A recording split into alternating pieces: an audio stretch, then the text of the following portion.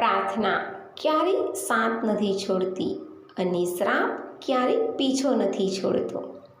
જે આપશો એ જ પરત આવશે, પછી ભલે એ સન્માન હોય કે દગો. સવાલ નંબર 1. દુનિયાનો સૌથી શાંત રૂમ કયો છે?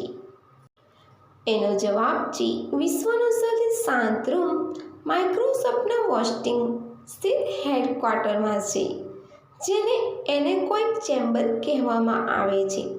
આ ઓરડો એટલો શાંત છે કે ત્યાં હૃદયના ધબકારા, હાડકાનો અવાજ અને શ્વાસ લેવાનો અવાજ પણ તેમાં સાંભળી શકાય છે.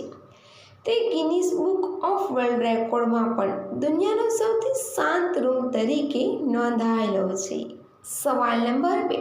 એવી કઈ માછલી છે જે જમીન પર ચાલે છે?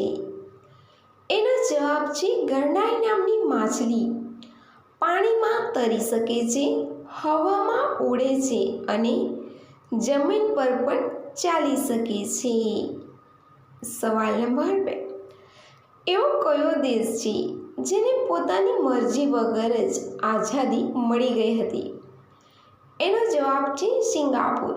એક એવો દેશ છે જેને પોતાની મરજી વિરુદ્ધ આઝાદી મળી.